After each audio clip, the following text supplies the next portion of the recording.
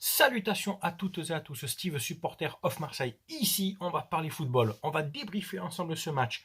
OM, FC Nantes, 12e journée de Ligue 1, Uber Eats, victoire de nos Marseillais 3-1. C'est parti. Avant de débriefer le match, on va revenir sur l'hommage qui a été fait donc à Diego Armando Maradona au stade Vélodrome. Hommage qui va être fait sur tous les stades de Ligue 1 et je pense en Europe avec ce fameux M. C'est pour ça que j'ai mis cette casquette. Ouais, je sais, c'est pas le M, tu as compris, enfin bref. M fait par les joueurs avec une VRN, voilà, c'est très bien. Il y avait un très beau tifo au virage sud. Adios 10, adieu le numéro 10. Et puis il y a eu la chanson La Mano de Dios de Diego Maradona qui a retenti au stade Vélodrome. Donc voilà, très bel hommage pour cet immense joueur donc, qui a fait une très belle carrière, qui a éclaboussé le football de son talent. Et puis voilà, qu'il repose en paix. Et puis maintenant, on aura ses souvenirs en vidéo. Et puis voilà.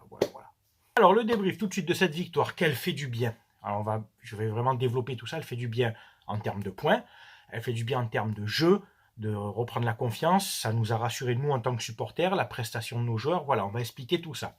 Alors la compo, André Villas-Boas a présenté un 4-3-3 qui pour moi était clairement un 4-2-3-1, voire des fois un 4-4-2, puisque j'ai trouvé Cuisance très haut, à côté de Benedetto.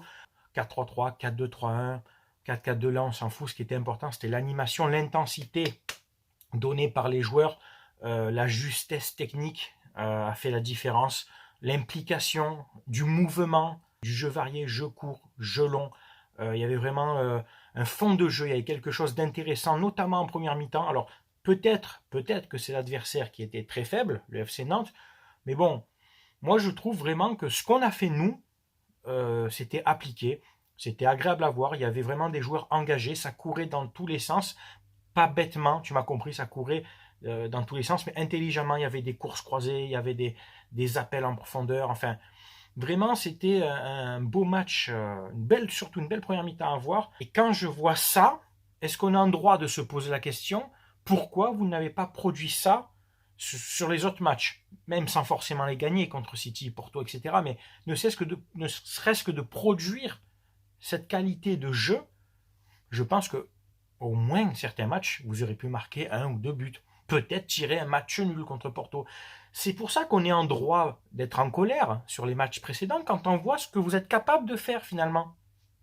Alors je sais que les supporters marseillais se sont présentés à la commanderie et ont interpellé le bus des joueurs en les...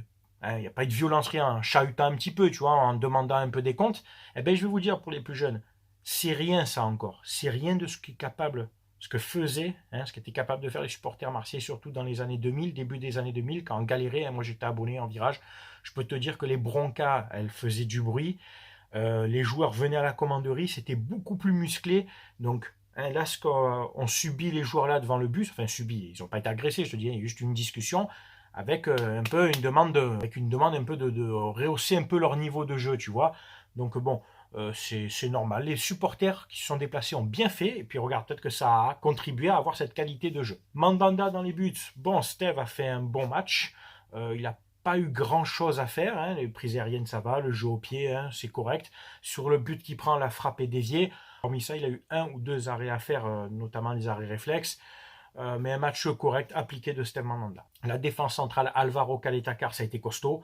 Caleta-Car notamment, j'ai trouvé très serein sur le jeu aérien, sur les relances. Alvaro aussi a intercepté pas mal de ballons.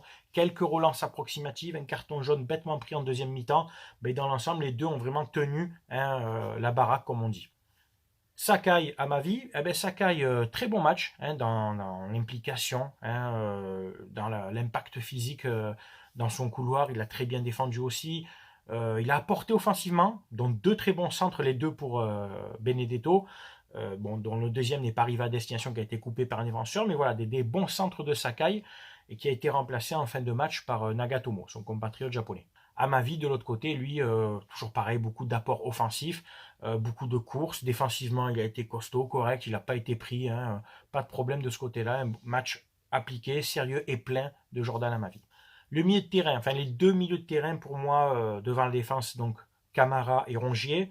J'ai trouvé Camara des fois un peu juste dans son explosivité, tu sais, aller chercher les ballons, mais dans l'ensemble, un bon match aussi, pas mal d'impact.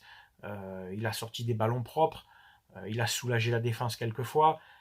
Une belle frappe en deuxième mi-temps, bien sortie par Lafont. D'ailleurs, le gardien de Nantes a fait un très gros match. Il a évité à Nantes de rentrer à la mi-temps avec peut-être 3-0 facile. Rongier, j'ai bien aimé son match. Un match avec plus d'intensité lui aussi, à l'image de l'équipe, mais plus d'application technique. Pareil, plus de variété dans son jeu. Pied gauche, pied droit, jeu au sol, jeu aérien. C'est lui qui donne cette passe en profondeur pour Thauvin, donc crédité d'une bonne passe D. Un Rongier qui a été remplacé vers la 70e par Strootman, parce qu'il avait fait beaucoup d'efforts, il avait beaucoup couru.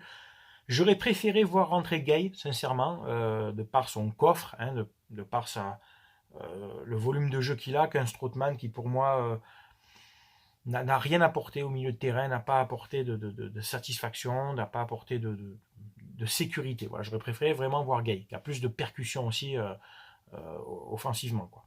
Les joueurs offensifs, donc Thauvin à droite, Cuisance derrière Benedetto et Payet à gauche, mais qui a pas mal permuté, qu'on a retrouvé pas mal de fois dans l'axe. Bon, Payet, bon match, voilà, de l'effort physique, des courses, des replis défensifs. On a retrouvé un Payet plus en jambes, plus frais, avec aussi de l'explosivité. Il a donné quelques bons ballons. Il en a reçu un de Thauvin qui, pour moi, il lui met mal, tu vois, il lui met un petit peu en retard et trop sur le côté. Donc, il perd son duel face à Lafont, qui sort bien aussi. Mais bon, un Payet, voilà, qui a très bien tiré les coups de pied arrêtés, qui était disponible dans le jeu, dans le milieu de terrain, voilà, qui s'est peut-être remis en question lui aussi. Donc voilà, j'espère que ça va aller mieux. Et puis Payet buteur. Et oui, il ne faut pas oublier, Payet buteur sur ce très bon travail sur le côté de Cuisance. Un Payet, on sait ce qu'il sait faire dans la surface, pas besoin de contrôle. Quand il est vraiment à son bon niveau, hop, du pied droit, tranquille, à ras du poteau, il a doublé la mise. Ça a fait du bien pour l'équipe, pour lui surtout, donc je suis content pour lui, parce qu'il a subi pas mal de critiques. Moi, le premier, j'étais le premier aussi à le critiquer sur les derniers matchs. Donc voilà, un Payet qui a fait un très bon match, remplacé par Marley Ake vers pareil, la 70e aussi. Thauvin, alors Thauvin, dès la première minute de jeu, il ouvre le score, donc très bon ballon de Rongier dans la profondeur, avec son pied gauche, toujours le pied gauche. Thauvin, je te dis, le droit, on dirait qu'il n'a pas le droit, il n'a pas de chaussures sur le pied droit. Il lobe le gardien astucieusement. Et puis après, Thauvin, c'est beaucoup de percussions, beaucoup de dribbles, et aussi des fois des passes mal ajustées, 2 fois notamment, donc pour Payet, on en a parlé, et puis en deuxième mi-temps pour Germain. Et non, là ça va pas. Alors, il y a le placement de Germain qui est trop éloigné, donc plus la passe va être longue, donc plus elle va mettre du temps, tu vois ce que je veux dire, donc plus le défenseur peut revenir, et plus le gardien peut couper la trajectoire, surtout que Lafont est un gardien rapide qui sort vite, tu vois. Donc non, déjà Germain aurait dû se rapprocher de Thauvin au moment où il l'élimine. Le fait de se rapprocher, il réduit le temps de passe, il lui met dans les pieds, ou légèrement en profondeur, mais très léger. Là, elle était trop longue, pas assez appuyée, et puis Germain était trop loin. Tu vois ce que je veux dire? Donc c'est vraiment dommage parce que ça aurait permis à Germain d'avoir une occasion de but et peut-être de marquer, ça lui aurait fait beaucoup de bien. Thauvin qui a fini le match cuit, complètement émoussé, comme Cuisance d'ailleurs. C'est dommage parce qu'on en parlera après des changements, mais pour moi, AVB, bon, on va en parler tout de suite, mais pour moi, AVB a un peu mal géré, encore une fois, les changements. Alors tu sais que tu as droit à 5 changements, mais sur 3 cycles, 3 phases de changement. Et quand tu fais rentrer Strootman, fais en même temps rentrer Enrique ou Radonjic. Enfin, je sais pas. Tu as droit à 5, tu as des joueurs qui sont cuits devant la 70e, 70e, 75e. Je comprends pas encore. Tu peux les faire jouer. Il est où le risque? Tu prends un joueur offensif, tu ne sors pas un défenseur, tu prends un joueur offensif pour en mettre un autre qui est plus frais, qui va donc peser un peu plus sur les défenses, qui va faire plus le pressing. C'est ça que je comprends pas avec cet entraîneur. Je sais, certains vont me dire, toi t'es pas coach. Ouais, mais quand même là c'est évident. C'est quand même évident. Tu fais rentrer un joueur frais qui va peser devant, qui va gêner la relance et qui va donc être plus dangereux et qui dans les têtes des défenseurs en face vont se dire, lui il est frais, il va vouloir envoyer, tu vois. C'est agaçant, moi ça m'énerve ça, voilà. Cuisance, voilà, la différence avec Sanson, c'est cette intelligence de jeu. Tu vois, il lève la tête, il donne des bons ballons, il sait changer, il sait varier son jeu aussi. Dans l'impact physique, il est fort, il est puissant aussi. C'est dommage parce qu'il a eu 2 belles occasions pour marquer un but. Donc en première mi-temps, où il fait une sorte de Thauvin, tu vois, mais il la met un peu au-dessus. Et en deuxième mi-temps, il met cette frappe lourde qui passe au-dessus de la barre. Mais voilà ce que je préfère à Sanson. Sanson qui est un joueur qui se bat beaucoup, qui court partout, mais Cuisance, lui, est plus réfléchi, plus technique. Il a plus de vision du jeu. Bon, il est passé par le Bayern, hein, donc tu vois, ça laisse des traces positives, tu vois, voilà. Lui aussi qui a fini le match complètement éreinté sur les rotules, on peut dire. Et c'est peut-être pour ça aussi que Nantes a poussé à la fin, donc déjà en revenant au score, et qui aurait peut-être même pu revenir à 3-2 parce que tu as des joueurs offensifs qui, au milieu de terrain, perdent leur duel après parce qu'ils sont cramés, quoi. Tu vois ce que je veux dire? Puis on va finir avec Benedetto.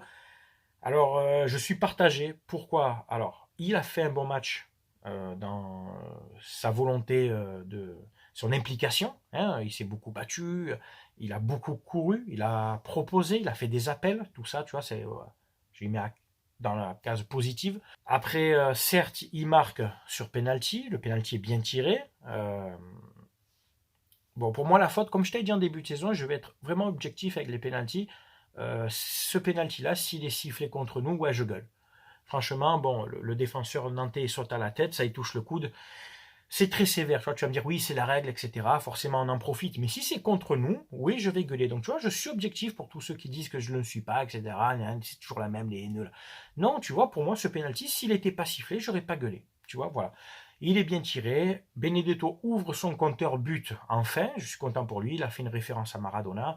J'espère que ça y fera du bien pour la suite. Mais il a eu 2 occasions avant, en première mi-temps. Alors la première, je veux bien, l'angle est un peu fermé. Ça y revient dans les pieds. Il n'a pas trop le temps de contrôler ni rien. Mais je pense que si la frappe plus sèche, hein, mais bon, tu verras, c'est facile à dire. Mais la deuxième, je suis désolé. Alors j'en parlais à Sylvain, mon pote. On se parle souvent, lui et moi, pendant les matchs. On s'envoie des messages parce que voilà, c'est mon pote depuis des années, et c'est avec lui vraiment que je parle pendant les matchs. Voilà. Alors, on n'était pas d'accord. Lui est attaquant de métier, qui a joué au foot en tant qu'attaquant, et moi en tant que gardien. Pour moi, sur la deuxième action, avec ce très bon centre de Sakai, la course de Benedetto est bonne, mais il lève pas la tête, il tire sans regarder. Lafont fait un bel arrêt réflexe, moi en tant que gardien je peux te le dire, mais il lui tire dessus aussi. C'est un peu ce que j'appelais moi le réflexe de protection, tu vois ce que je veux dire? C'est pas le réflexe de je vais aller la chercher, les gardiens me comprendront, c'est le réflexe de protection. Si il lui met à ras de terre, si vraiment il la coupe, comme il a fait contre Saint-Etienne, rappelez-vous l'année dernière, ce but qu'il met contre Saint-Etienne, il la coupe à ras de terre. Et là, pour un gardien, c'est beaucoup plus dur, vu la vitesse, entre la vitesse de course, la vitesse où le ballon arrive et où la coupe, t'as pas le temps d'aller le jeter, t'as pas le temps d'aller la chercher. Là, il n'y a pas de réflexe de protection, tu n'as pas le temps. Tu vois ce que je veux dire? Il aurait mis à ras de terre premier poteau, parce qu'au second poteau, au poteau opposé, oui, là, Lafont aurait pu la sortir du pied, un arrêt du pied de handballeur, tu vois ce que je veux dire? Mais là, au premier poteau, ça allait trop vite. Il la mettait, c'est sûr. Donc oui, cette fois, il a été servi, Benedetto, il a eu des occasions. Et sans le penalty, malheureusement, il n'aurait pas marqué. C'est pour ça que je suis mitigé. Il a fait un bon match dans l'intensité, dans son implication offensive, mais pour moi, il n'a pas été efficace devant le but. Tu vois ce que je veux dire? Après, bien entendu, on est ouvert au débat. Je t'ai donné des arguments en tant que gardien, je t'ai donné des arguments en tant que, mon pote me dit, en tant qu'attaquant. Pour lui, mon pote, il pense qu'il a bien joué l'action, mais j'ai dit non, revoilà vraiment si la coupe au premier poteau, à ras de terre, c'est but. Enfin bref, le principal, c'est d'avoir pris les 3 points. On revient donc à 21 points avec 2 matchs en retard. On fait un goal average de +2. Sur mon pronostic, j'avais pronostiqué une victoire de l'OM avec un but pour les 2 équipes. Donc bon, je suis pas trop mal, tu vois, aujourd'hui, avec mon prono entre guillemets pour Koh-Lanta, pour ceux qui ont vu ma vidéo de ce matin. Il n'y en a pas beaucoup, je sais que ça plaît pas à tout le monde, etc. Mais enfin voilà, je suis dans une bonne journée, tu vois. J'aurais peut-être dû jouer au loto, quoi. C'est bien dommage. Enfin bref. Je crois qu'on a fait le tour pour ce match, pour ce débrief. C'est à vous, bien entendu, maintenant, de donner votre avis, si j'ai oublié des choses, si tu es d'accord avec moi ou pas. Tu sais qu'on respecte les avis de chacun, avec moi, supporter marseillais, nantais ou d'autres clubs. Voilà. Merci d'avoir écouté cette vidéo. C'était Steve, supporter of Marseille. Je vous souhaite un très bon week-end. À très bientôt. Ciao, ciao tout le monde.